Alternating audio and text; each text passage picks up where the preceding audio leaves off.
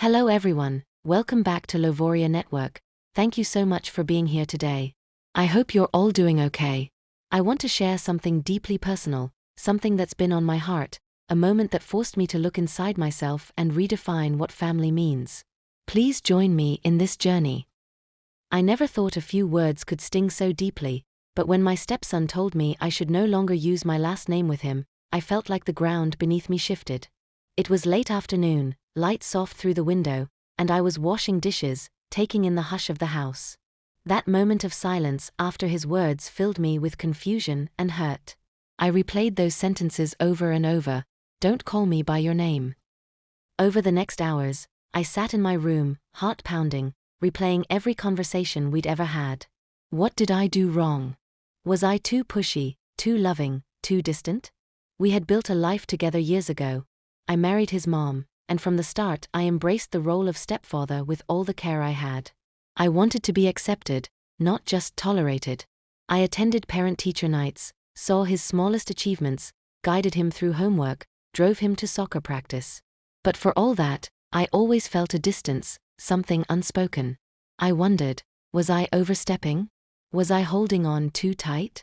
His request to drop my last name for him hit me like a wave, drowning me in guilt and insecurity. I remember the evening I brought it up softly. I asked him, would you rather I don't call you by name? His eyes looked away, and he whispered, please, just stop using your last name with me. And just like that, the dynamic shifted. My name, which I had hoped would bind us together, became a wedge. I realized then that this wasn't about me. It was about him reclaiming something, a boundary perhaps, a marker of identity he felt he needed. I went to bed that night unable to sleep. I stared at the ceiling, feeling both rejected and protective. My mind wandered to his childhood, his memories, his perception of me. Maybe somewhere along the way I'd failed to earn his full trust. Maybe I'd leaned too much on the idea of being a father, rather than letting him see me as a human being. I resolved in those quiet hours that I would change, not because my ego demanded it, but because his peace was more important. The next morning, I walked downstairs and found him in the kitchen. I offered him coffee, decaf, because I knew he refused caffeine, and sat down across from him. My voice shook, but I began, I heard what you said. If you want me to stop using my last name for you, I will. But I also want you to know that I love you, that I'm here for you. He nodded quiet, and I felt tears sting my eyes. We talked, imperfectly, haltingly, but we talked. He didn't ask me to leave, he didn't ask for space. He just needed to be understood. Over the next few days, I made every effort to respect his wish. At school drop-offs, I avoided calling his full name. At dinners, I used only his first name or nicknames. At times I tripped over my words, accidentally letting the last name slip. Each slip brought a flash of hurt, in him, in me, and I apologized each time honestly. It's a delicate dance, honoring his boundaries while trying not to lose the closeness I always craved. There were tears. There were tense moments when I questioned if this would fracture our relationship beyond repair. My wife was supportive but worried. She saw how much I suffered. She told me, this isn't a defeat, it's growth. And slowly, I started to believe her. I told myself that stepping back wasn't weakness, it was a gift of respect. Maybe the name was never the point. Maybe what mattered was the willingness to yield for someone else's comfort. One evening, he came to me unexpectedly. He said, thank you for listening. And something in me cracked open. Relief, joy, pain, all mingled. I realized I had been asking him all these years to accept me, but maybe I had never really accepted him fully, with all his fears, boundaries, pride. He was not my child by blood, but he was someone whose feelings I needed to honor wholly. As days turned into weeks, our relationship shifted. He began to open more, sharing things he usually kept closed.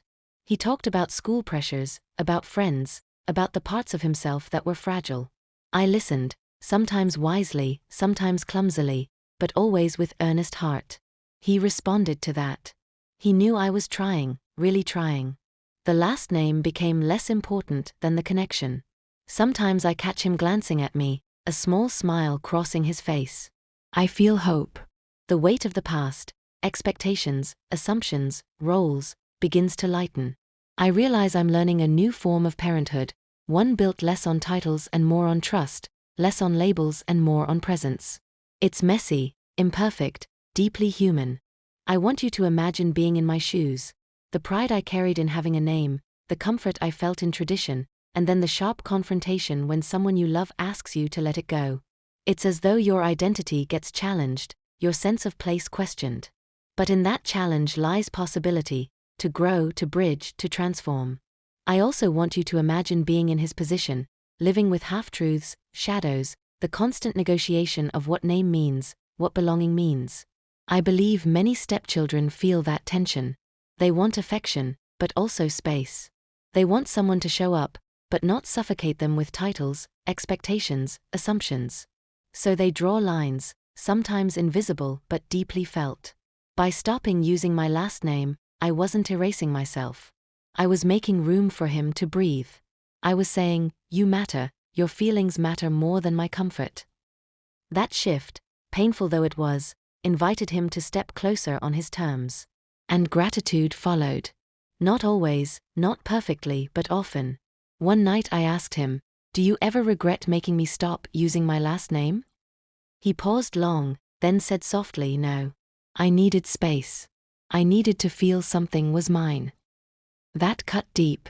His ownership of self, his need to carve identity, was stronger than any name I could bestow. And I honored that. It doesn't mean my heart stops hurting.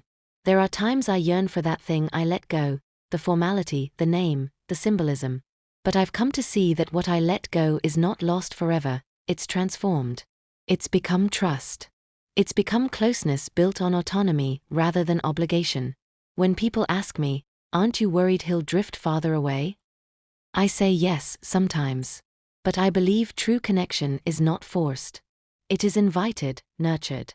And if I cling too tightly, I risk pushing him farther.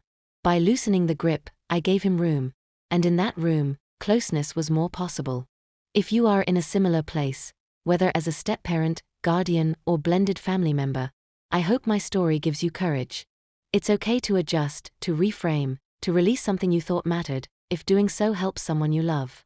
It doesn't diminish your value, it shows your willingness to evolve with them. I won't pretend everything is magically fixed now.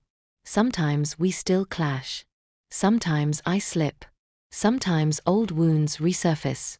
But now we have a new foundation, one of permission, respect, and patience. That gets us further than a name ever could. Some nights I lie awake thinking about legacy. What legacy do I leave him? Not a name, not a title, but a model of humility, acceptance, adaptability. I hope he says someday, he let me choose. He heard me. He loved me even when it hurt him.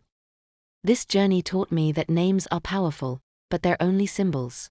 The real power is in how you listen, how you respect, how you respond when someone you love tells you they need change.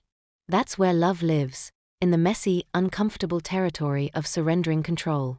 I share this with you not because I have all the answers, but because I'm searching too. Every day I try to live more lightly in my assumptions, more open in my heart, more willing to shift when someone I love asks me to. Thank you for letting me pour out this story. If it resonates with you, whether you're a parent, step-parent, child, or someone in the space between, I hope you find some balm in it. You're not alone. We're learning together. If you'd like me to share more stories like this, of blended families, healing, setting boundaries, let me know in the comments. And if this touched you, please hit that like button, share with someone who might need it, and subscribe if you want to walk this path alongside us. You're seen. You're heard. You're worthy. And even when it hurts, love can transform what names cannot define. Thank you for being here on Lovoria Network. I'll see you in the next story.